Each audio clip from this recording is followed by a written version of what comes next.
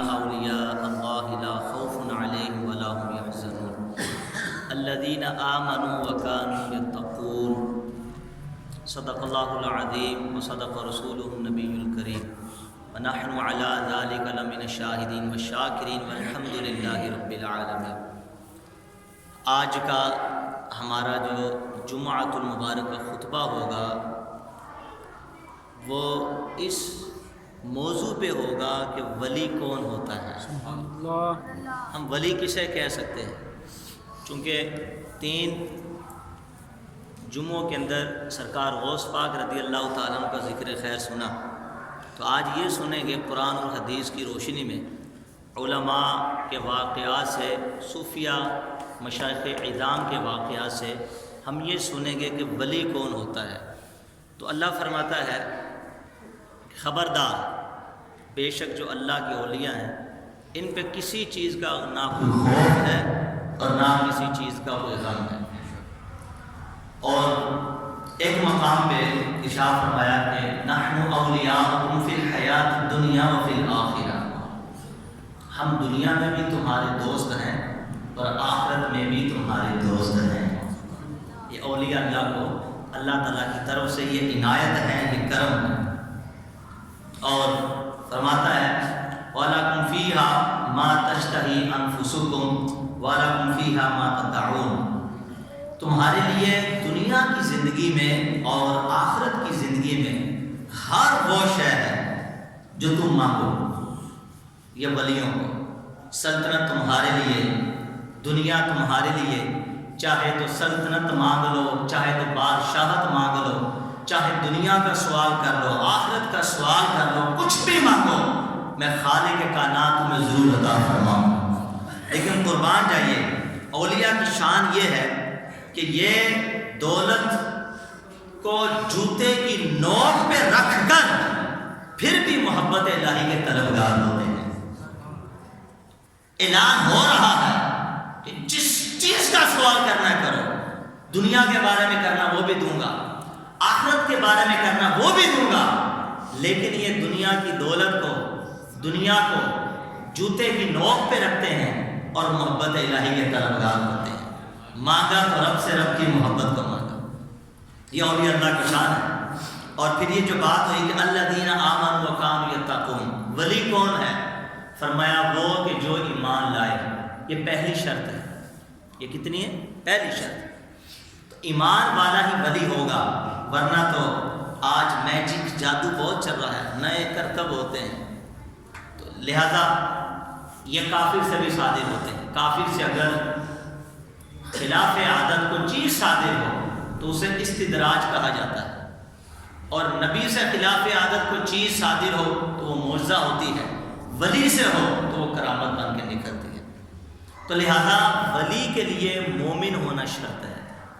فرمایا وَكَانُوا يَتَّقُونَ، اور وہ متقی بھی ہو، پرہیزگار بھی، یعنی پرہیزگار ہو اور پرہیزگار رہے، یہ شرط ہے مومن کی۔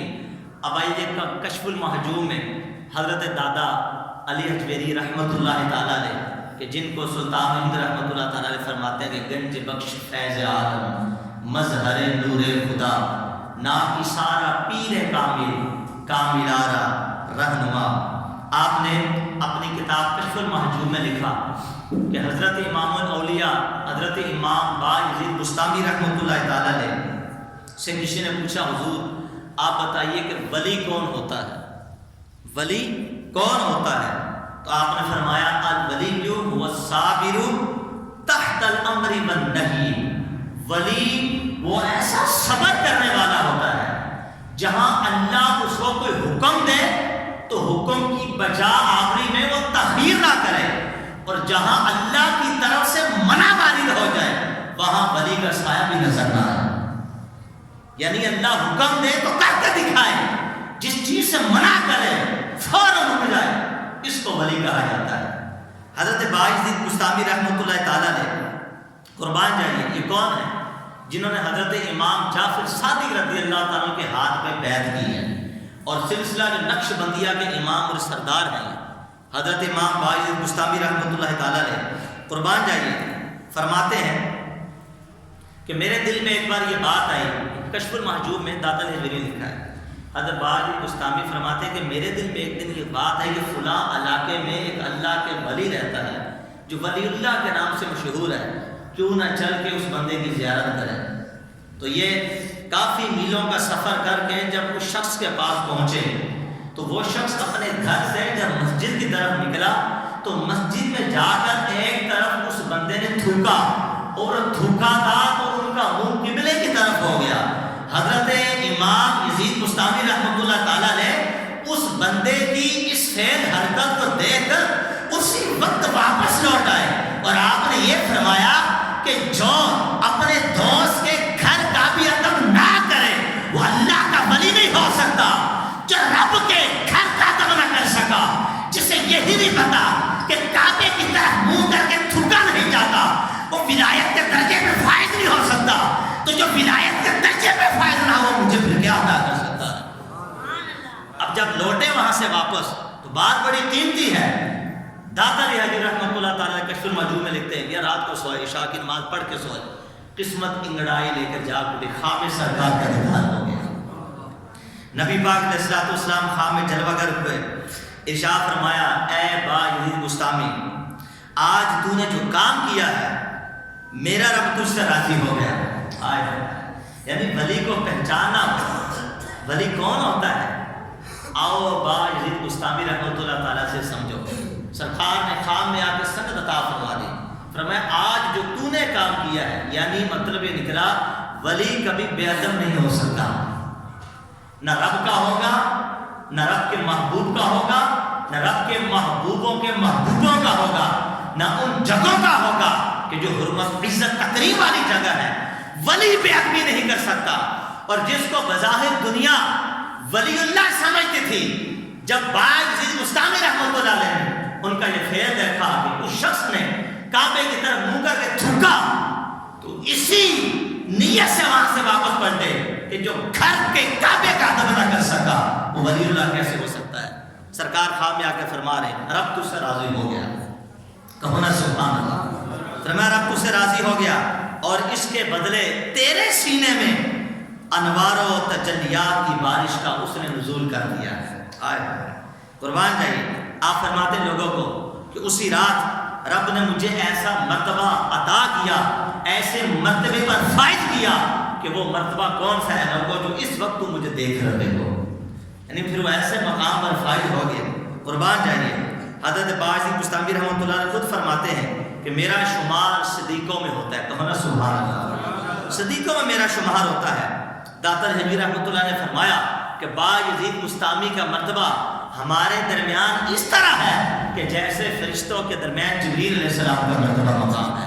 فرمایا با یزید بستامی کا مرتبہ ہمارے درمیان اس طرح ہے کہ جیسے اڑتے ہوئے پرندوں میں شہباز کا باز کا مرتبہ مقام ہوتا ہے۔ با یزید بستامی کی پرواز بہت بلند ہے۔ اللہ اکبر کبیرہ والحمدللہ حمدن کثیرہ۔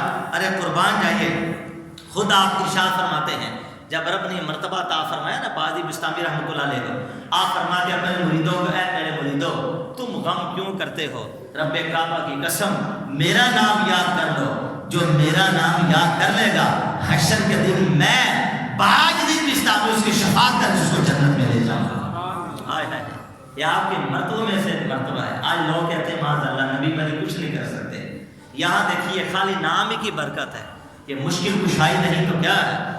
فرمایا کہ میرے مریدوں مجھ سے محبت کرنے والوں غم نہ کھانا، غم نہ کرنا، جس کو نام حشر کے دن میرا یاد ہوگا وہ میرا نام لے گا، رب کعبہ کی قسم شفاعت کر اس کو جنت میں لے جاؤں گا۔ یہ آپ کے مرتبوں میں سے ایک مرتبہ ہے جو رب نے آپ کو عطا فرمایا۔ اور کون ہوتا ہے ولی؟ سرکار اعلیٰ حضرت نے جو واقعہ میں نے ذکر کیا ابھی باجی بستامی کا، یہ اپنے ملفوظات کے اندر بھی اس کو نقل فرمایا۔ حضور غوث پاک امام الاولیاء شیخ عبد القادر جیلانی میر میرا پیرا پیرا شاہ جیلا ماہ جیلا رضی اللہ تعالیٰ نے کتاب لکھی سر الاسرار۔ کون سی کتاب؟ سر الاسرار۔ اور آپ اس کے اندر ذکر فرماتے ہیں کہ ولی جو ہے، ولی مفہوم عرض کر رہا ہوں کہ ولی کے لیے علم کا ہونا شرط ہے، ولی کے لیے علم کا ہونا شرط ہے، بغیر علم کے جاہل ولی نہیں ہو سکتا۔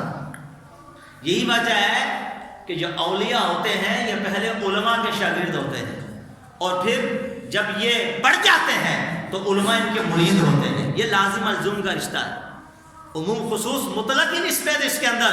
اہل علم یہاں پر موجود ہیں، یعنی ہر ولی عالم ہے لیکن ہر ولی عالم نہیں ہو سکتا، جاہل کبھی ولی نہیں ہو سکتا۔ ولی کے لیے علم کا ہونا یہ ضروری ہے۔ تو آپ فرماتے ہیں ایک بات یہ ہے کہ کل العلوم منحصرۃ فی اربعۃ انواع، کہ ہر جو علوم ہے نا، ہر علم یہ 4 قسموں پہ منحصر ہوتا ہے۔ کتنی قسمیں بولی ہے؟ 4 قسموں پہ منحصر ہوتا ہے۔ فرمایا ان میں سے ایک ہے من الامر والنہی وسائر الاحکام، یعنی پہلا مرتبہ وہ شریعت کا ہے۔ یعنی ولی کون ہوگا؟ کہ جو شریعت پہ عمل کرتا ہو۔ وہ شریعت کیا ہے؟ جو رب فرما دے، رب کا محبوب فرما دے، وہ شریعت ہے۔ کہو نا سبحان اللہ۔ جو رب فرما دے وہ بھی شریعت، جو رب کا محبوب فرما دے وہ بھی شریعت کہلاتی ہے۔ یعنی جس کا حکم دیا اس پہ عمل کرے اور جس سے منع کیا اس سے رک جائے، یہ ولی کہلاتا ہے۔ اور قربان جائیے، امام الاولیاء حضور غوث پاک رضی اللہ تعالیٰ عنہ نے جو 4 اقسام کو بیان کیا، آپ فرماتے ہیں ان میں سے دوسری جو قسم ہے، پہلی تو شریعت فرماتے، دوسری ہے طریقت، اور تیسری ہے معرفت، اور چوتھی حقیقت۔ چوتھی کیا ہے؟ حقیقت۔ آپ فرماتے ہیں کہ لا بد من حصولہا کلہا، کہ ولی کو ان 4 کا حاصل ہونا ہی ضروری ہے۔ یعنی ولی وہ ہوگا کہ جو شریعت پہ عمل کرے، جو طریقت پہ عمل کرے، جو حقیقت پہ عمل کرے، اور جو معرفت پہ عمل کرے۔ اور آپ فرماتے ہیں یہ 4 قسمیں میں نے ایسے بیان نہیں کر دی، بلکہ فرماتے قال رسول اللہ صلی اللہ تعالیٰ علیہ وسلم، نبی پاک علیہ السلام نے ارشاد فرمایا الشریعۃ شجرۃ، فرمایا شریعت ایک درخت ہے۔ کہو نا سبحان اللہ۔ فرمایا والطریقۃ اغصانھا، طریقت اس درخت میں لگی ہوئی ٹہنیاں ہیں۔ اور پھر ارشاد فرمایا والمعرفۃ اراقھا، معرفت اس درخت کے پتے ہیں۔ والحقیقت اسمارھا، اور حقیقت اس درخت میں لگا ہوا پھل کہلاتا ہے۔ یہ 4 چیزیں حدیث پاک میں بیان فرمائیں گی۔ یعنی شریعت کیا ہے؟ درخت۔ بولو شریعت کیا ہے؟ درخت۔ حقیقت کیا ہے؟ اس کی ٹہنیاں۔ اور معرفت کیا ہے؟ اس کے پتے۔ اور حقیقت کیا ہے؟ اس کا پھل۔ تو درخت ہوگا تو ٹہنیاں ہوں گی، تو پتے ہوں گے، تو پھل ہوگا۔ ارے جو شریعت ہی کا پابند نہ ہوا، جو فارسی کے مولن ہو، 4 غیر شرع طور پر انگوٹھیاں پہننے والا، داڑھی منڈا ہو، جو نماز بھی نہ پڑھتا ہو، جو خواتین کے سر پہ ہاتھ پھیرتا ہو، وہ ولی اللہ نہیں ہو سکتا۔ وقت کا جاہل تو ہو سکتا ہے، ولی وہی ہوگا۔ امام الاولیاء فرماتے ہیں جو شریعت والا بھی ہو، جو طریقت والا بھی ہو، جو معرفت والا بھی ہو، جو حقیقت والا بھی ہو، اس کے بغیر تو ولی ہو ہی نہیں سکتا۔ اور قربان جائیے، پھر آگے حدیث میں فرماتے ہیں والقرآن جامع بجوامعہ، اور قرآن ان تمام کا جامع ہے۔ فرمایا کہ ولی کو ولایت ملتی ہے تو پتہ کیسے چلتا ہے یہ ولی ہے؟ میں اس کے لیے تمہیں کوئی نصابی کتابیں نہیں دیتا کہ فلاں کتاب پڑھ لو، فلاں کتاب پڑھ لو، فلاں مجاہدے کر لو۔ یہ جو میں نے 4 چیزیں ذکر کی ہیں، یہ ساری قرآن پاک کے اندر ذکر ہے۔ والقرآن جامع بجوامعہ، قرآن ان تمام کا جامع ہے۔ یہ ساری چیزیں آپ فرماتے ہیں یہ قرآن کریم کے اندر موجود ہیں، وہاں سے ملتی ہیں، وہاں سے دیکھی جا سکتی ہیں۔ تو جو ولی ہوتا ہے، ولی رب کا محبوب ہوا کرتا ہے۔ حضرت علامہ قاضی ثناء پانی پتی رحمۃ اللہ تعالیٰ نے اپنی تفسیر مظہری کے اندر اس بات کو برملا ذکر کیا ہے۔ آپ فرماتے ہیں کہ ولی کی کتنی قسمیں؟ 4، یا یوں کہہ لو کہ ولی میں 4 چیزوں کا ہونا ضروری ہے۔ 4 کام جس میں ہوں گے وہ ولی ہو سکتا ہے۔ داتا دہلوی رحمۃ اللہ تعالیٰ نے کشف المحجوب میں 8 چیزوں کا بیان کیا ہے۔ آپ فرماتے ہیں 8 چیزیں جس میں ہوگی وہ اللہ کا ولی ہوگا۔ اب میں انشاءاللہ ایک 2 کر کے آپ کے سامنے ان کو ذکر کرتا ہوں، لیکن اس سے پہلے ایک روایت سنیے۔ دیکھیں، ایک ہوتا ہے محب، سبجیکٹ کا صیغہ، اس میں فاعل یعنی محبت کرنے والا، اور ایک ہوتا ہے محبوب، آبجیکٹ، اس میں مفعول کا صیغہ جس سے محبت کی جائے۔ فرمایا ولی پہلے تو محب ہوتا ہے، پھر ایک مقام رب اس کو ایسا عطا فرماتا ہے کہ وہ رب کا محبوب بن جاتا ہے۔ ہائے ہائے. تو ولی کے جملہ معنی میں سے دو معنی یہ ہیں. ایک تو کیا ہے؟ محب، محبت ٹوٹ کر اپنے رب سے محبت کرنے والا، یہ ولی ہوگا. یہ کیا ہوگا؟ ولی ہوگا. اور اس پہ جو دلیل دی وہ دلیل علماء کرام یہ دیتے ہیں کہ بخاری شریف کی حدیث سے، حدیث قدسی راوی حضرت ابو ہریرہ ہے. سرکار اسلام فرماتے ہیں، میرا رب شاہ فرماتا ہے وما یزال عبدی یتقرب الی بالنوافل حتی احببتہ، کہ میرا بندہ نوافل پڑھ کے میرا قرب حاصل کر لیتا ہے. آیا حتی احببتہ، یہاں تک کہ میں اس کو اپنا محبوب بنا لیتا ہوں. یعنی جب اس کی ابتدا ہوتی ہے تو وہ محب ہوتا ہے، لیکن ایک وقت ایسا آتا ہے کہ ہم اسے مقام ایسا عطا فرماتے ہیں کہ وہ میرا محبوب بن جاتا ہے. لیکن یہاں پر یہ مسئلہ پیش نظر رکھا جائے کہ جو فرض ہی نہیں پڑتا اس کے نفل نہیں ہوتے. جیسے ایک بندے پر زکوٰۃ فرض ہے، وہ زکوٰۃ ہی نہیں دیتا، اس کا نفلی صدقہ قبول نہیں ہوتا. کہ ڈانٹ ڈپٹ کے لیے اس کا نفلی صدقہ مقبول نہیں بلکہ مردود ہو جاتا، اس کے منہ پہ مار دیا جاتا ہے. نافل، نوافل، نفل کے جمع نوافل، اس کا مطلب کیا ہوتا ہے؟ زائد. بولو کیا ہوتا ہے؟ معنی یہ نکلا کہ فرائض کے ساتھ جو زائد نوافل ولی اللہ پڑھتا ہے تو جب اس کو شروع کرتا ہے تو اس وقت تو اللہ کا محب ہوتا ہے، لیکن جب اس کو پڑھتا رہتا ہے تو رب فرماتا حتی احببت، یہاں تک کہ میں اس کو اپنا محبوب بنا لیتا ہوں. قربان جائیے، میں اس کو اپنا محبوب بنا لیتا ہوں. فرمایا پھر فرق یہ ہوتا ہے کہ پہلے وہ محب ہوتا ہے تو میں محبوب ہوتا ہوں، لیکن میں جب اسے محبوب بناتا ہوں تو میں محب ہوتا ہوں، وہ محبوب ہو جاتا ہے. پہلے میں جو کہا کرتا تھا ولی وہ کیا کرتا تھا، لیکن جب بنتا ہے میرا محبوب پھر وہ جو کہتا ہے میں اس کو کر کے دکھاتا رہتا ہوں. دعائیں وہ کرتا ہے، درخواستیں وہ کرتا ہے، سفارشیں وہ کرتا ہے، عطائیں میں کر دیتا ہوں. زمانے میں ہاتھ وہ اٹھاتا ہے، جولیاں سب کی میں بھر دیتا ہوں. اس کی وجہ یہ ہے جب ہم اس کو اپنا محبوب بنا لیتے ہیں فَكُنْتُ سَمْعَهُ الَّذِي يَسْمَعُ بِهِ، تو انعام یہ دیتا ہوں، ارے اس کے کان بن جاتا ہوں جس سے وہ سنتا ہے. وَبَصَرَهُ الَّذِي يُبْصِرُ بِهِ، اس کی آنکھیں بن جاتا ہوں جس سے وہ دیکھتا ہے. وَيَدَهُ الَّتِي يَبْطِشُ بِهَا، ارے اس کی ہاتھ بن جاتا ہوں جس سے وہ پکڑتا ہے.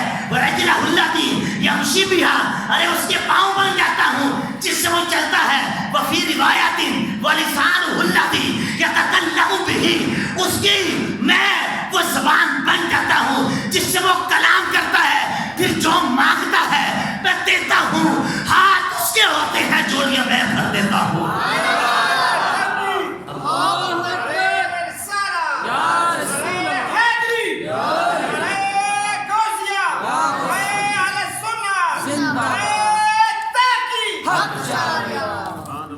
فرمایا دعائیں وہ کرتا ہے اسے قبول میں فرماتا ہوں.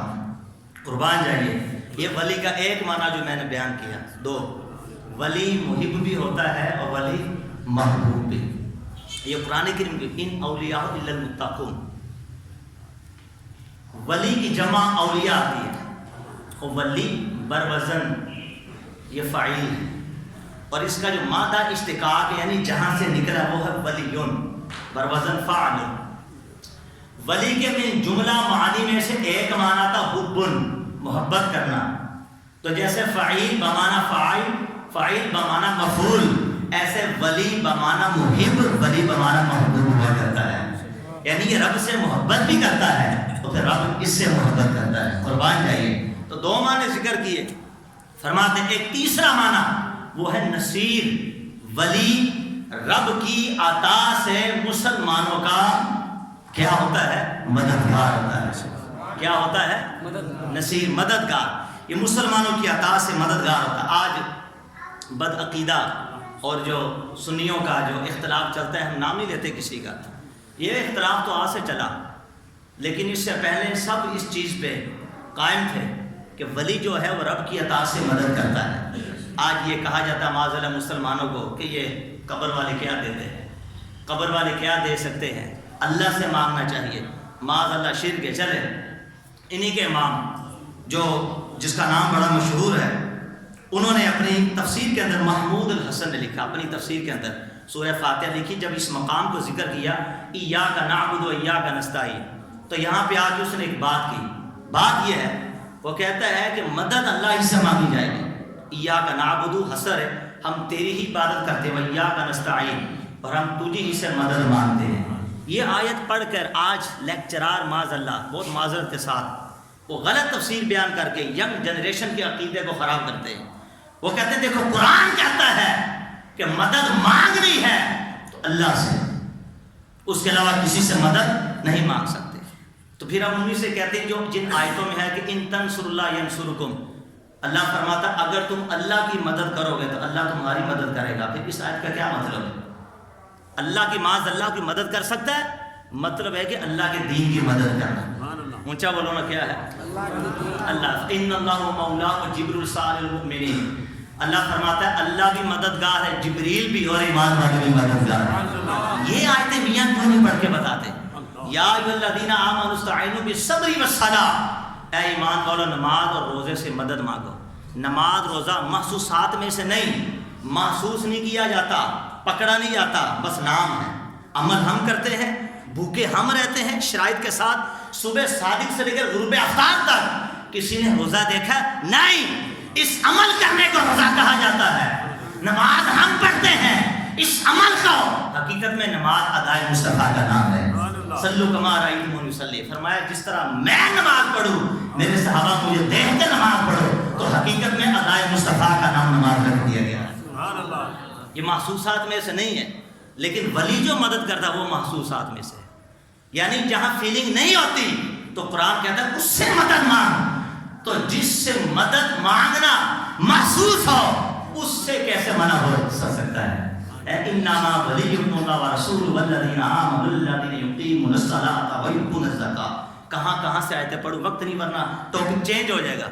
فرماتا اللہ بھی تمہارا مددگار، انما ولیکم اللہ، یہی لفظ ہے ولی.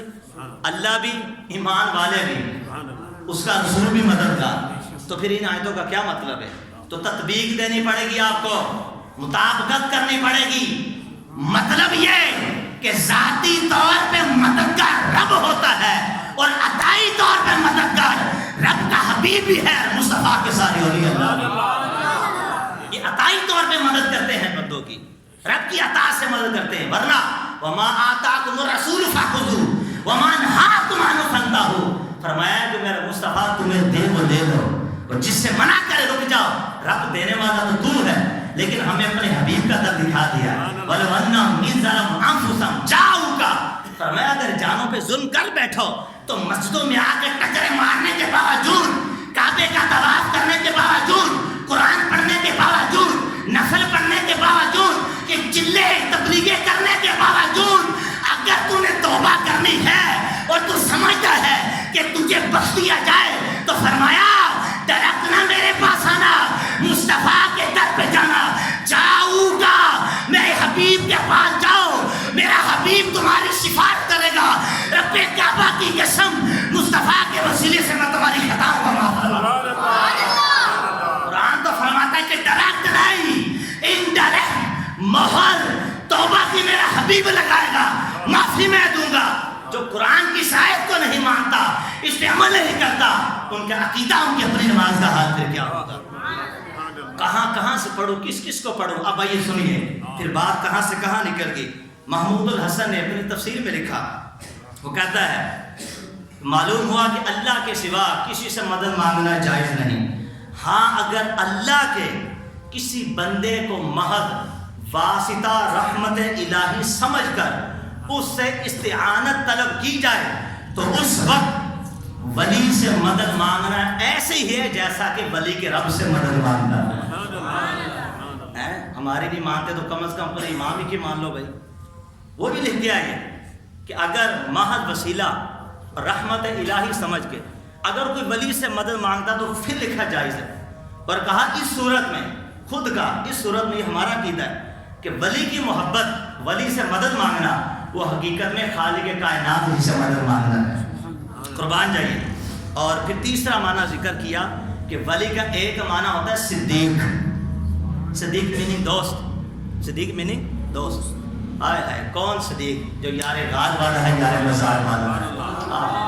یہ بھی ولیوں کی قسم ہے، اور سب سے اونچی قسم ہے صدیق.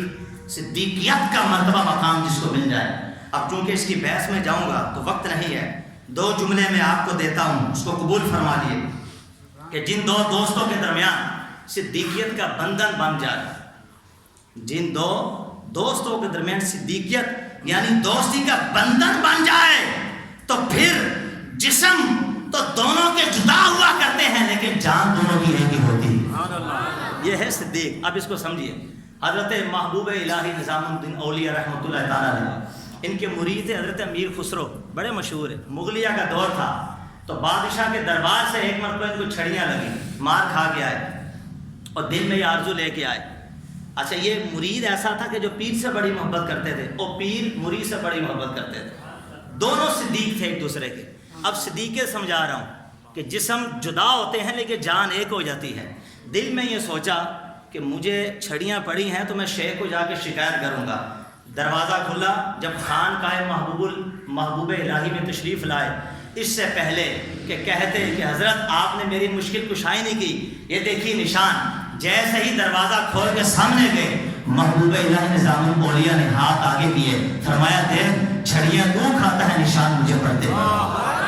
یہ ہے مقام صدیقیت. فرمایا چھڑیاں تو کھاتا ہے اور دیکھ نشان مجھے پڑتے ہیں. تو میں کیسے سمجھاؤں آپ کو، کیسے سمجھاؤں گا؟ یہ 2 جملے تھے جو میں آپ کے سامنے رکھ کے چلا گیا. تو فرمایا ایک معنی کیا ہوتا ہے صدیق. اب اعتراض ہوا، سوال یہ ہوا تو ولی کا معنی صدیق ہے، رب تو جسم سے پاک ہے، رب تو جسم سے پاک ہے. تو آپ نے ابھی کہا کہ جہاں جسم جدا ہو جان ایک ہو، لیکن اللہ تعالیٰ کے مقابلے میں تو یہ والا معنی غلط ہے، کفر شرک ہو جائے گا. تو اس کا معنی، اس کا جواب بڑا بہترین ہے. جواب یہ ہے، رب فرماتا ہے کہ صدیق کی نسبت ولی کی جب میری ذات کی طرف ہوتی ہے، اس کا مطلب یہ ہوتا ہے کہ وہ میری ذات میں یوں گم ہو جاتا ہے کہ کہتا وہ ہے، کرتا خدا ہے. کان اس کے ہوتے ہیں، سناتا خدا ہے. ہاتھ وہ اٹھاتا ہے، پکڑواتا خدا ہے. چلتا وہ ہے، زمین کے فاصلے ختم کرتا خدا ہے. ارے مانگتا وہ ہے، چوری کرتا اس کی خدا ہے. میں یہ پھر معنی نکلے گا صدیق کا. اب آئیے قربان جائیے، آخر کے اندر ایک اور معنی جو چوتھا نکلا وہ یہ تھا کہ چوتھا معنی ولی کا بڑا قربان ہے، وہ یہ ہے کہ محبوب ہونا. جو ہم نے سن لیا کیا ہونا، محبوب ہونا. یہ 5 معنی ذکر ہو گئے. اور مختصر یہ کہ کشف المحجوب کے اندر میرے پاس لکھا بہت ہے لیکن وقت دیکھے میں چھوڑتا جا رہا ہوں. کشف المحجوب کے اندر داد الحجری رحمۃ اللہ تعالیٰ علیہ فرماتے ہیں کہ ولی کے 8 معنی. کتنے بھائی؟ یعنی ہے تو بہت سارے، علامہ صاحب موجود ہے، قاموس اٹھاؤ، منجد اٹھاؤ، 17 سے 18 معنی آپ کو ملیں گے ولی کے. لیکن جو مشہور معنی وہ ذکر کیے جا رہے ہیں. فرمایا ایک معنی کشف المحجوب متصرف فی العالم یا متصرف فی العالم، جہان کے اندر تصرف کرنے والا. کہنا سبحان اللہ. ہائے ہائے. جہاں کیا مطلب؟ اللہ کی کائنات میں جو وہ چاہتا ہے رب وہی کر کے دکھا دیتا ہے. یہ اس کا معنی ہے. بندہ قادر کا بھی قادر بھی ہے عبد القادر، سر ظاہر بھی ہے باطن بھی ہے عبد القادر، مفتی قاضی مفتی شرع بھی ہے، قاضی ملت بھی ہے، علم اسرار سے ماہر بھی ہے عبد القادر. شیخ عبد القادر جنانی بھی متصرف العالم سے، یعنی جو آپ کرتے تھے وہی ہوا کرتا تھا، رب وہی کر کے دکھایا کرتا تھا. المختصر یہ، اس کو کیسے میں سمجھاؤں؟ آج لوگ اعتراض کرتے ہیں، لکھے باقاعدہ کتابوں میں، معتزلہ فرقہ ہے جو اہل سنت سے جدا ہو گیا تھا حضرت امام حسن بصری رضی اللہ عنہ کے زمانے میں. ان کا بھی عقیدہ تھا کہ کرامت کے قائل نہیں، کرامت نہیں مانتے تھے. اور بعد والے بد مذہب ان کے پیروکار اس عقیدے میں وہ بھی لکھتے ہیں کہ اگر کرامت پر حق ہے تو سرکار جو ہجرت کر کے مکے سے مدینے گئے، ابوبکر صدیق رضی اللہ عنہ کی ایڑیوں میں چھالے آ گئے اور مصطفیٰ کو کندھوں میں اٹھا کے لے جب جا رہے تھے. کافی دن گزر گئے. پھر صحابہ نے بھی ہجرت کی کہ نہیں کی؟ تو اگر یہ معجزہ کرامت پر حق ہوتی تو مصطفیٰ پھر یوں سے یوں نہیں پہنچ گئے. اتنی تکلیف برداشت کرنے کی کیا ضرورت ہے؟ صحابہ نے ہجرت کی تو اتنے دن لگے، وہ کرامت سے کیوں مدینے نہ پہنچ گئے؟ اس کا جواب پتہ کون دیتا ہے؟ آپ اور میرے دل کی دھڑکن. داتا الحجری رحمۃ اللہ تعالیٰ کشف المحجوب میں اس کا جواب دیتے ہیں. فرماتے ہیں عقل کے اندر اے معترض، یہ اندھی تقلید کے قائل، اے اعتراض کرنے والے، تو نے معجزہ اور کرامت کو عام بنا دیا. معجزہ کرامت عام نہیں بلکہ یہ خاص ہے. جب نبی کو حکم ہوتا ہے وہ معجزے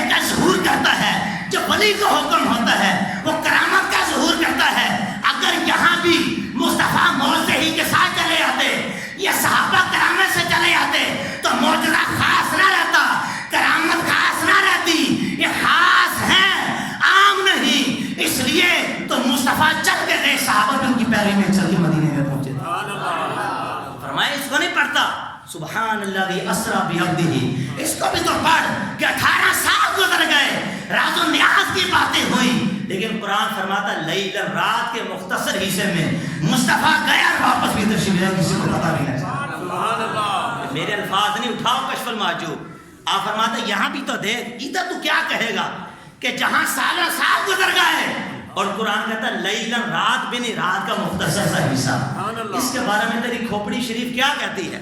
یہاں تو تو نے اعتراض کیا، تجھے ماننا پڑے گا، ہر وقت موجزہ دکھانا ضروری نہیں، کچھ چیزیں امت کو سکھانے کے لیے ہوتی ہیں۔ اس کا جواب ایک جو میرے سینے میں وہ یہ ہے، ارے مصطفیٰ ہجرت کر کے نہ جاتے تو صحابہ کو ہجرت کرنے کا طریقہ کون سکھاتا؟ نبی پاک علیہ السلام کی افعال ہوا اس لیے کیا کرتے تھے تاکہ مسلمان اس سے سیکھے۔ کب ہجرت واجب ہوتی ہے، کیا کیا کیا جاتا ہے، اور کتنے معجزات جو ہوئے وہ تم بیان نہیں کرتے، کیسے کیسے معجزات ہوئے۔ آئیے وقت چونکہ ہو رہا میرا مختصر یہ، آئیے قرآن کریم کے اندر چلتے ہیں۔ سلیمان علیہ السلام کا نام سنا ہے؟ ہوائیں جنات جن کے زیر تصرف ہوتی تھی۔ جب ملکہ بلقیس جب آ رہی تھی، 1 ماہ کی مسافت رہ گئی تھی، یعنی سلیمان علیہ السلام کے پاس پہنچنے میں، اور اس کا جو تخت تھا وہ جس شہر میں تھا تقریباً 80 انسانوں کے ہاتھ جتنا لمبا، اس کو 80 گز کہتے ہیں، اور 40 گز چوڑا اور 30 گز تھا اونچا، ٹھیک ہے۔ اور جہاں تھا وہاں دروازے کافی سارے، دروازوں پہ پہرے دار بیٹھے ہیں، اور پھر باہر موٹے موٹے تالے لگے ہوئے۔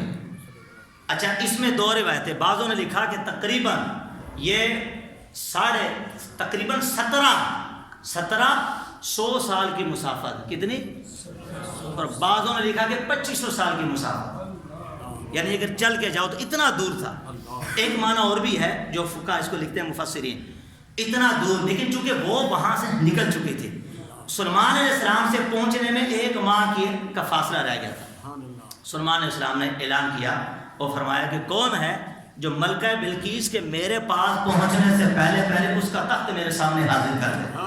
ارے اگر ولی متصرف العالم نہ ہوتا تو سلیمان علیہ السلام پھر کیوں سوال کرتے؟ کہنا سبحان اللہ، اگر سارے کام رب نہیں کرنے ہیں، وہی تو کر رہا ہے۔ ولی کی کرامت کے پیچھے پسے پردے طاقت تو خدا کی ہوتی ہے۔ تب سلیمان علیہ السلام نے کیوں پوچھا؟ قال عفریت من الجن، ایک سرکش شیطان اٹھا اور اس نے کہا کہ حضرت انا آتی کا بھی قبل ان تقوم من مقامک، کہ آپ کی مجلس برخاست ہونے سے پہلے پہلے وہ تخت میں آپ کے سامنے حاضر کروں گا۔ آپ فرمایا نہیں، مجھے اس سے بھی جلدی چاہیے، کہنا سبحان اللہ۔ قال علم من الکتاب، وہ اٹھا کہ جس کے پاس زبور کا علم تھا، عاصم بن برخیہ، جلالین کے حاشی میں کیا نام ہے؟ عاصم بن برخیہ اٹھے، جو اللہ کے ولی تھے، ان کے وزیر تھے، اٹھے، کہا حضرت انا آتی کا بھی قبل ان یرتد الیک طرفک، آپ کی آنکھ جھپکنے سے پہلے وہ تخت آپ کے سامنے حاضر کر دوں گا۔ روایتوں میں لکھا تھا حضرت نے آنکھ بند کر کے کھولی، آنکھ کھلنے میں دیر ہوئی، تخت اس سے پہلے اگر ولی متصرف العالم نہیں تو پھر یہ کیا تھا؟ ارے یہ زبور کی کتاب ہے جو مسائل کی کتاب نہیں، توریت مسائل کی کتاب تھی، اور علماء بیٹھے ہیں، یہ من تبعیضیہ تھا، من یعنی کچھ علم رکھتے تھے۔ ارے جس کے پاس زبور کتاب کا تھوڑا علم تھا، وہ آنکھ جھپکنے سے پہلے 1700 سال دور کا تک اٹھا کر آنکھ جھپکنے سے پہلے لا سکتا ہے، تو امت محمدیہ کے علماء کا کیا حال ہوگا جن کے سینے میں قرآن کا علم ہے؟ جبھی تو میرے امام فرماتے ہیں عینی فی اللہ المحفوظ، ارے تک دنیا کی بات ہے، لوح محفوظ جو عرشوں پر ہے، عبد القادر جیلانی نظر اٹھاتا ہے لوح محفوظ کو دیکھ لیتا ہے، جن کے سینے میں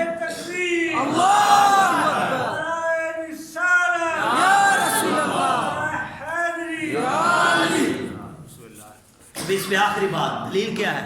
فلما رآہ، جب سلیمان علیہ السلام نے اس کو دیکھا، الفا للتعقیب مع الوصل، فا تعقیب کے لیے آتا ہے، یعنی ایک چیز ہو جائے اس کے بعد فوراً کسی اور چیز ہے۔ یعقوب علیہ السلام کو یعقوب علیہ السلام کیوں کہا جاتا ہے؟ کہ ان کے ایک بھائی ایس جب پیدا ہوئے جڑوا دونوں پیدا ہوئے تھے تو وہ ابھی اپنی ماں کے بطن اطہر سے صحیح طور پہ جلوہ کرنا ہوئے تھے کہ پیچھے پیچھے یعقوب علیہ السلام کی یہ قیامت ہو گئی وفاق. یعنی جیسے لکھا مفسرین ہے کہ آپ نے یہ جملہ کہا آنکھ بند کر کے کھولی نہیں تو سامنے تخت کو پایا.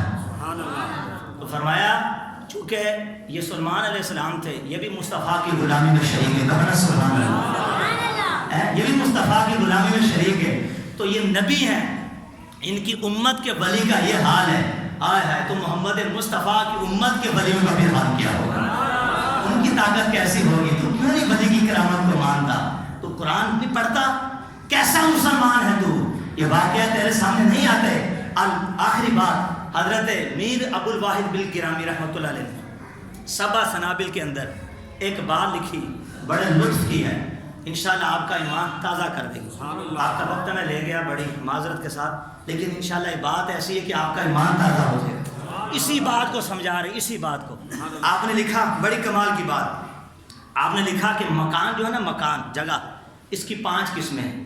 ایک ہوتا ہے زمین کا مکان, ایک ہوتا ہے ہوا کا مکان, ایک ہوتا ہے روشنی کا مکان, ایک ہوتا ہے فرشتے کا مکان اور ایک ہوتا ہے روح انسانی کا مکان. کس کا ہوتا ہے؟ آپ سمجھا رہے ہیں یعنی انسان کی روح میں طاقت کیسی ہے. آپ فرماتے ہیں زمین کا مکان اس کے اندر ہوتی ہے کثافت کثیف. ایک بندہ جو یہاں بیٹھا ہے اگر دوسرا بندہ اسی جگہ پہ بیٹھنا چاہے تو نہیں بیٹھ سکتا. وہ اٹھے گا تو دوسرا بیٹھے گا. یہ بھی محدود ہو گیا. المختصر ہے تو بڑی ہے لیکن مختصر. آگے چلو. فرماتے دوسرا آسمان کا مکان. کس کا اونچا بولیے؟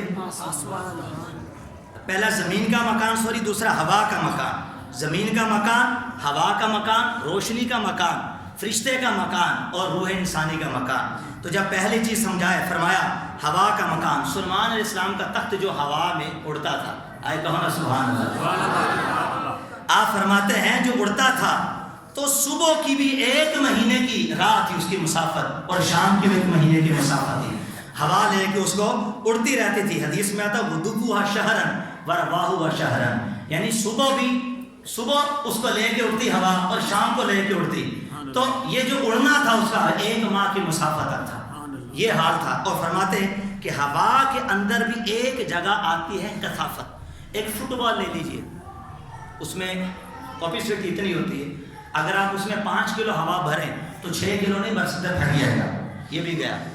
فرماتے روشنی کا مکان لے لو تو روشنی میں 1 دیا جلاؤ گے تو کمرہ روشن کرے گا, 2 جلاؤ گے کرے گا, 1000 جلاؤ گے تو روشنی میں کمی نہ آئے گی روشنی میں. لیکن اگر اس کمرے کے اندر ایک دیوار آ جائے تو لو بھی روشنی بھی ختم, روشنی بھی ختم. پھر کہتے آؤ اس سے اوپر سٹیپ پہ. آگ کیا ہے؟ فرشتے کا مکان. کہنا سبحان اللہ.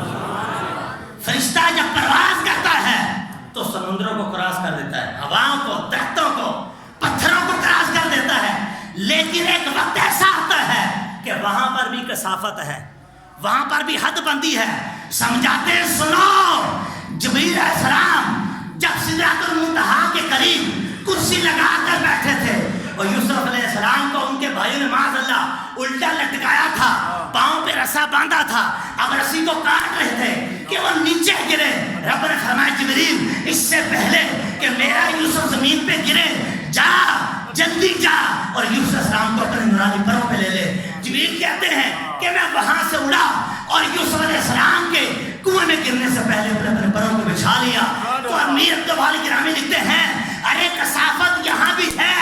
وہ اس طرح کہ فرشتہ جگہ تو چھوڑ کے چلا گیا نا, جبریل نے سدرہ چھوڑی جبھی تو پہنچے. فرمایا آخری سٹیپ روح انسانی کیا ہوتا ہے. ارے آصف بن برقیہ کو دیکھو, سلیمان علیہ السلام کہتے ہیں کہ تخت لا تو فرماتے ہیں آنکھ چپکنے سے پہلے لاؤں گا. وہاں جبریل کو جگہ چھوڑنی پڑی. یہاں آصف بن برقیہ نے جگہ نہ چھوڑی, وہی کھڑے کھڑے آنکھ چپکنے سے پہلے تخت کو لا کے یہ ہے روح انسانی کا مقام کہ جہاں بھی کوئی بھی نہ پہنچ سکا. اس کا یہ نہیں مانا مطلب معاذ اللہ کہ انسان کی روح جبریل سے افضل. معاذ اللہ جبریل علیہ السلام 4 خلفاء راشدین سے افضل ہے. یہ رسول ملائکہ ہیں. لیکن ایک سمجھانے کے انداز سے وہ سمجھا رہے ہیں کہ انسانی روح کی پرواز ایسی ہے کہ وہ جب اٹھتی ہے یا جب چیز کو روحانی طور پہ کرتی ہے اس میں کثافت نہیں رہتی. کیوں؟ وہی حدیث پاک کہ ہاتھ اس کے ہوتے ہیں طاقت خدا کی ہوتی ہے, نظر اس کی ہوتی طاقت خدا کی ہوتی ہے, چلتا یہ ہے طاقت خدا کی ہوتی ہے, بولتا یہ ہے اس میں طاقت خدا کی ہوتی ہے. اللہ کی بارگاہ میں دعا کہ جو کچھ سنا اللہ کریم اس کو یاد رکھیے, آگے پھیلانے کی توفیق عطا فرمائے. آمین بجاہ النبی الامین وما علینا الا البلاغ.